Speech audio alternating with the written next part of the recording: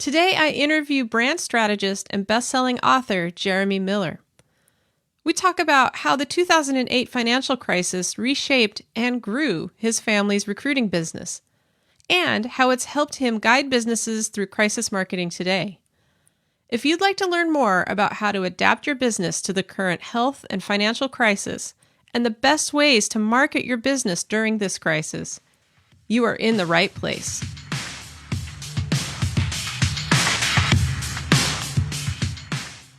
Hi, my name is Jen McFarland.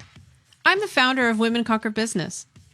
I have over 25 years of training, teaching, and executive experience in leadership, strategic project planning, and digital marketing. Each week on the Women Conquer Business podcast, we teach you how to help you and your business thrive. Are you ready? Let's go forth and conquer.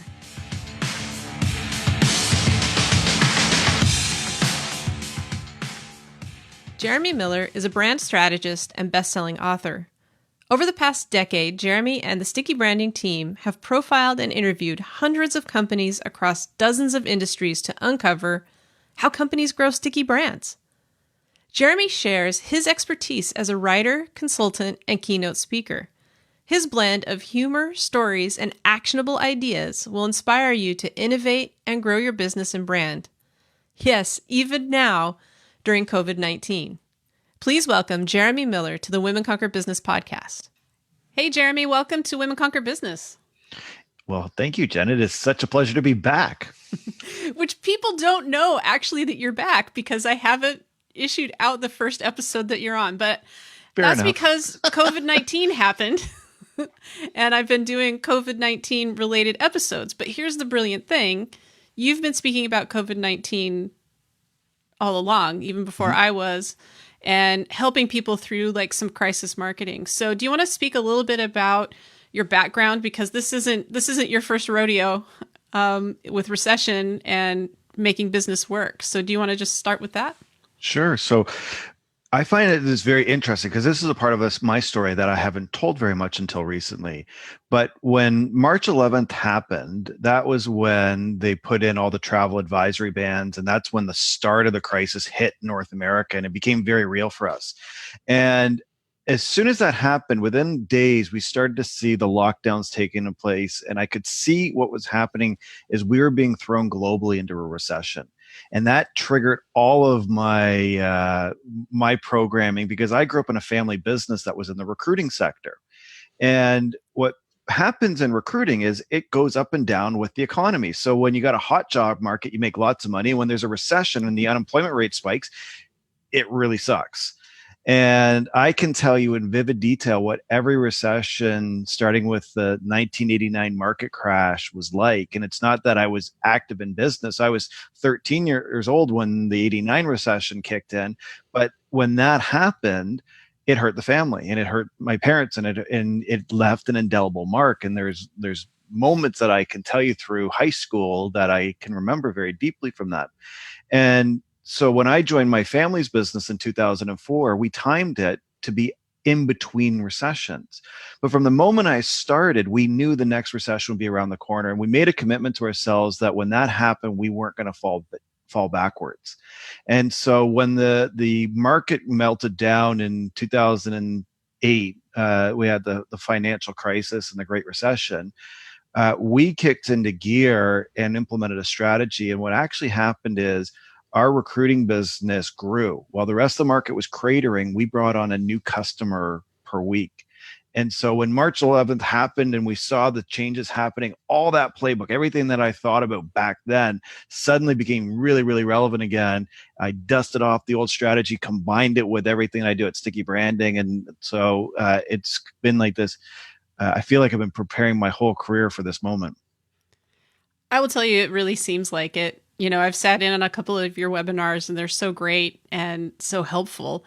And just to underscore for everybody listening, you had more recruiting clients during the Great Recession when nobody had jobs than you did before. And I think that's really amazing. And it really shares what's possible. So I'm wondering if you could maybe fast forward and talk about that in tangible ways for today. Sure. So The thing that is different of all the previous recessions versus today is that COVID-19 or the coronavirus isn't a financial or an economic recession, it's a health crisis. And what's totally interesting on this is while it is sad and everything else is the disruptions are very hard and difficult, what's fascinating is this is a shared experience. Every person, every company from the around the world is going through this at the exact same moment in time. And so this gives you incredible liberty to innovate and change because what you were before coronavirus doesn't necessarily matter after coronavirus. It's this strange BC AC dichotomy right now. And after coronavirus, I think the real question we need to ask ourselves is how do we be really, really helpful? And it's asking that question and what is your expertise? What are your products? What are your services? What are your capabilities? What are your interests? And how can you leverage that to help another person, another company, another industry, anyone else that could be possibly put into a state of need based on what's going on right now? And by being helpful, this is actually, I think, the secret sauce to how you navigate this crisis. I totally agree. And I've seen new ways that I can be helpful, and I've stepped into new things that I can do.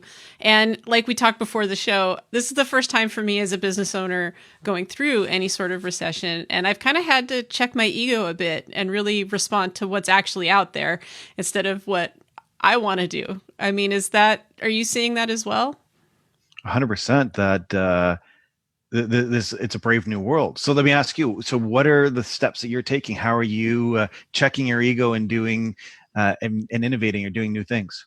Yeah. So, we talked a little bit about this. I've been steadily growing my email list through this whole process, but I've been paying attention to what it is they're subscribing, what it is Mm. that they want, and then developing products that are related to that, not super high not high price point at this point, just to kind of ease people into that and then kind Mhm. of build that ladder. And then I've also done a lot of just listening and meeting with people because in doing that, I'm also learning and getting new information about how I can be helpful specifically, not just reading social media. It's a lot different when you're actually like meeting with people and talking to your clients and your former clients, asking people what it is that they need. And then you're able to respond to that. When you talk to enough people, what it is that they want. And then, you kind of have to have that hard conversation with yourself about, well, I'm going to do that Yeah. instead of fighting it. You just have to lean into what the needs are, anything that you can address and be helpful. And I think that is that's a great articulation of what I'm suggesting. So that was exactly what we did in my family's business through the 0809 recession is before that recession, our clients were large global companies with huge sales forces, and we would just have a few really large accounts that filled our whole team up. But those businesses all contracted very quickly and they had hiring freezes on and layoffs and everything else. So they were no longer viable options. So we had to think broadly of who else could we serve? And interestingly, at that moment in time, it was primarily US based companies that had greater economic damage in the US. So we're coming to Canada to be looking to develop new markets. So they were hiring one or two salespeople in Toronto. And so we had rather than having a few big clients, we had a lot of little clients doing transactional projects. And so is that the ideal in terms of growing your business? No, but it's serving a need. And I think you're hitting that key idea, which is how can you be of service and what do people really want and need? And there's a bit of experimentation that goes on with it because you can get people in on your email list and sometimes it works and you nail it. And other times you'll launch something and it doesn't resonate. And so the other way we need to think of these needs is almost like minimum viable products. It's Mhm. how can you create an offer, launch it, and test it within say 2 to 4 weeks versus building a product launch that might come out in September. Exactly. And I was hoping that you could speak to that a little bit more because I know that you have ways that you help your clients with kind of that, like, let's get through our ideas a little quicker. Yeah. and get it out there. So what do you suggest to somebody who's maybe used to that more typical cycle of developing a product? Well, the thing is, everything is fluid right now. And so when you're developing a product and launching it 6 months or 12 months or even 18 months later, you have a pretty good indication of what the world's going to look like. But if you're today, can you adequately predict what your market will look like a year from now? The reality is, this pandemic is not going to run its course until we get to herd immunity or there's a vaccine.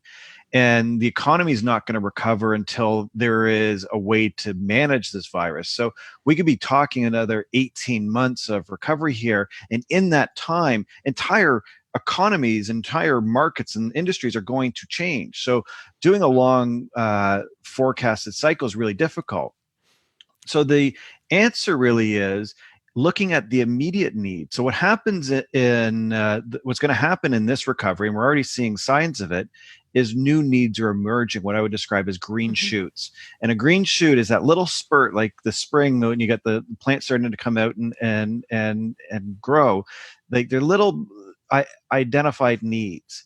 And what you're trying to do is, rather than trying to create a brilliant product launch, how can you identify a need and then take what I would describe as a sales sprint, create an offer, and then pitch it 10, 20, 50 times. If you get to the end of that and you've pitched 50 people and you get 50 no's, well, then go find another green shoot. But the thing is, when you find one that grows and say you get 10 sales, well, then try and do another 10. And that plant might continue to grow. And what's interesting is the needs that are forming now could be new markets and new industries for you at the end of this crisis. I love that. I think that is so great, and I totally agree. It's so important to just to not spend all the time ruminating on what you think might work and spend a lot of time developing it, because even in the 2 weeks or so since we've talked, things have changed dramatically. And I think that we all as business owners are lying to ourselves if we think that this is all going to go away in a few weeks, because it's not. You know, Harvard is saying it could be 2022. We're still doing some social distancing. And let's face it, the contact-free economy is growing in ways that we're never going to go back to the old normal. We're very much in a new normal. Isn't that exciting? Like I I love it. agree. Like I on one side I feel really sad because I have clients, for example, that are in the hospitality and restaurant industries, and they are really hurting, and they Yeah, don't have a clear path forward. But I look at it just through my own lens, for example, and all of these contactless virtual markets are creating new needs and new opportunities at a pace that it's unprecedented. Like the volume of opportunity that sits in front of us based on how the market is reshifting, the faster you act, the faster you adapt. You could be sitting in a business twice the size of where you started, just simply on the steps you take today. absolutely. And I feel the same way about I love change. So I get excited by seeing change. I'm also sad about the restaurant and hospitality industry, and at the same time, there are ways for them to innovate as well. And there's a restaurant that I'm thinking of here in Portland in Mm. particular that is closed. They chose to close and kind of wait it out. And their reason, it's like one of the most popular restaurants in town. And their reason was, we can't afford to have the 12 people it takes to make the meal and do delivery. And I was like, well, wait a minute. Why is it taking 12 people? And can you shift your thinking on some of that so that you can be making revenue if you're one of the most popular restaurants in town? So before we started, you were talking about, people can choose to close or hibernate. So you kind of see that there are three options for people. Yeah. What does that look like for you? And what do you think about the restaurants that aren't adapting, or the businesses that aren't adapting? So I see from a small mid-sized business owner perspective, not the conglomerates, the Walmarts, that kind of thing, but for companies like yours and mine, and companies that are even a little bit larger too, we really sit in one of three options today. We can close, we'll take the chips off the table, take our money out, and maybe we can come back later. We can hibernate, which is hopefully we can reduce our costs and ride the storm and not burn through all our retained earnings, but we'll figure maybe we can make it to this time next year. Or the third is we try to innovate and find new sources of revenue and cash so that we can still fight another day. I think hibernation is the hardest and the most risky opportunity here. And if you can avoid it, I would. Unless you own the building and you don't have to pay rent, you can cut your overhead to nothing, then it's going to financially cripple you. So closing, I think, is a very real and viable option for many businesses. If you are in the restaurant trade, the profit margins are so thin on that. One of our clients is a large restaurant group, and they'll be fine at the end of this. But the CEO told me, he said, it's a myth to think that a restaurant can operate with social distancing. If you take 50% of the tables out of the restaurant, they're dead. They can't pay for their overhead, their staff, and the food and everything else. Sure. He went on and said, you took 5 tables out of that restaurant, they're dead. So they're running on such thin margins that the economics don't make sense. So if the economics don't make sense, a very reasonable option, and I would never have advised this before coronavirus, but today is, if you need to, take your chips off the table, gracefully close down, but you could still come back at the end of this crisis. So a restaurant can come back in another location with the same name and the same staff, and people will be okay with that. I don't think delivery is going to work for a lot of restaurants, especially a high-end restaurant. There's just not going to be enough volume or margin to support that. So if you're in that case, make that hard choice. But I do believe innovation is a very plausible case for the majority of businesses, even retail. If you can sell online, that's another revenue stream. If you can use your location for, say, other services, or your warehouse capabilities to support other e-commerce businesses, those could all be potential revenue streams you never considered before. As consultants, like people like you and I, we can pivot and reinvent our services on a dime. But a more traditional business can look to new markets, new challenges. I'll give you one more very specific example. One of the fastest opportunities, especially for a traditional business in, say, manufacturing or distribution, is to look at your competitors and look for their weaknesses. One of the things that's really intriguing right now is many large companies have their products coming from China, so they're having supply chain disruptions. But if you're a local manufacturer and you don't have those supply chain disruptions, you can actually be filling in the holes that your competitors are opening up for you. And that too could be a green shoot, because you can be serving a need and taking market share at the same time. And who knows what it'll be after. It might continue to grow. It might be viable long term. Going back to the restaurant example. So another high-end restaurant in town last weekend caused massive traffic disruptions.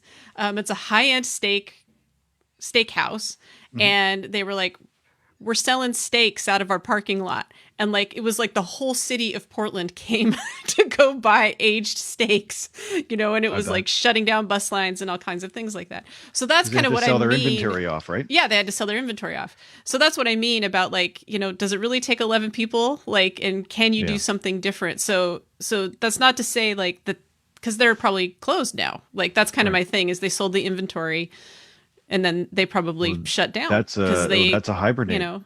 It's a hibernate strategy. And that's what I meant about does it really take 11 people?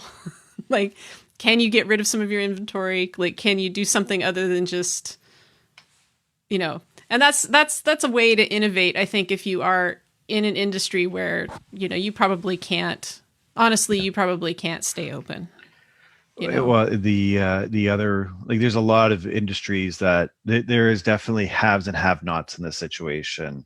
Travel and tourism, hospitality. the event industry, they're in a really challenging spot.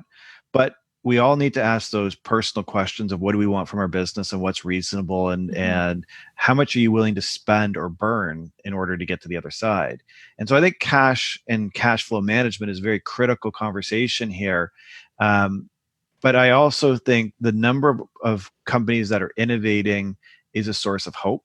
Mm-hmm. And with that, it's very much purpose driven. So, can you give yourself a purpose and direction on how you and your team can be helpful right now, how you can adapt your products and services for the moment, how you can change your sales and marketing so you don't come off opportunistic and icky, but still continue to be present and of value. And I would suggest that while there are some industries that are adversely affected right now and have low options, the vast majority of businesses do. I would agree with that. Could you speak for just a minute to how to market without being icky? Sure. I think it comes down to helpfulness again.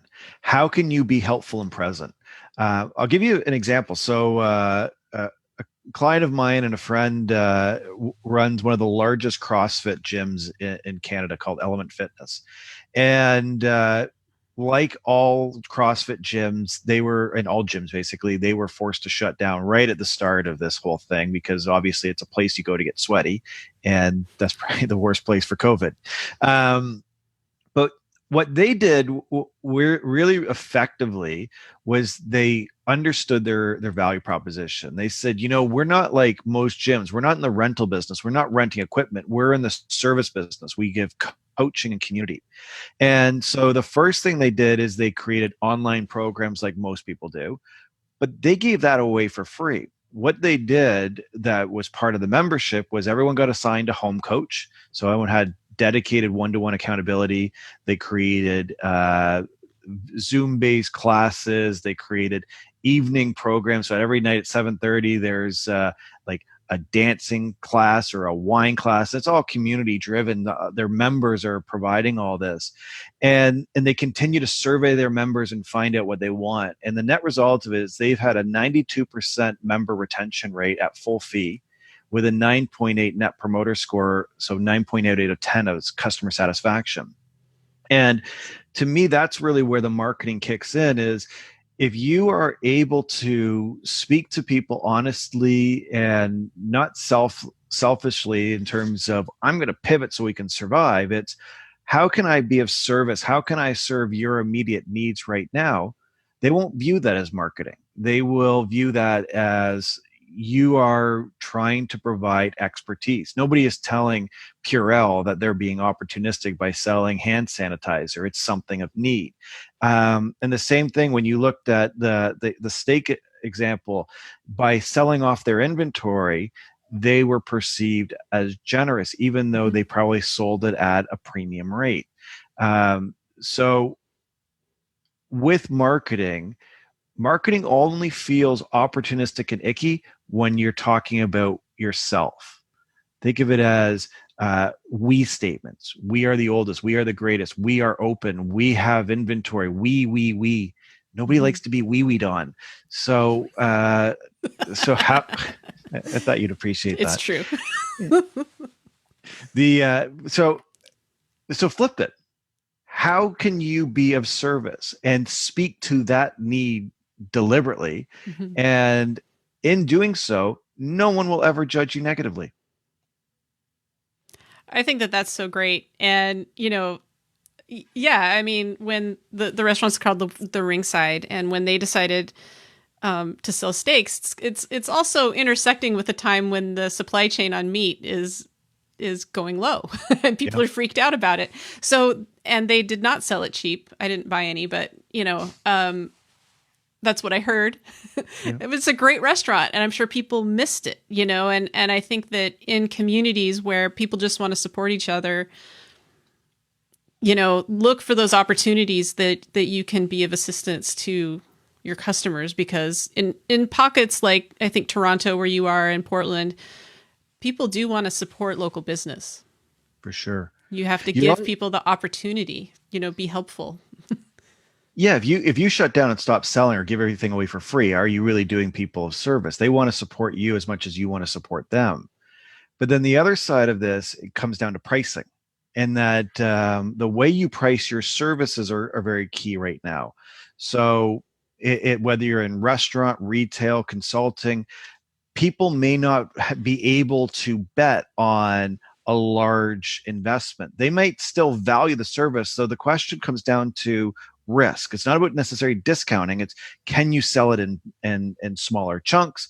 Can you set your pricing up in a way that helps someone mitigate their risk or cash flow so that they can contribute, they can get what they need and support you, and that reciprocity is all there. But pricing, I think, is a big part of this whole conversation too. Absolutely. So how are you meeting customer needs right now? So it goes back to what we talked about at the beginning, that I feel incredibly purpose driven based on what happened. So when we went through this, the first thing we did was, like everybody, we started talking about crisis communication at the first few days of this. And we're open. This is our COVID response, those types of cliche marketing. But as soon as we realized the recession was kicking in, I combined my family business experience with everything we do at Sticky Branding, and we created crisis marketing. And that is how it's fundamentally asking the question, how do you recover the customers and revenue taken by COVID-19? And then how do you use these opportunities today to come out of this crisis even stronger?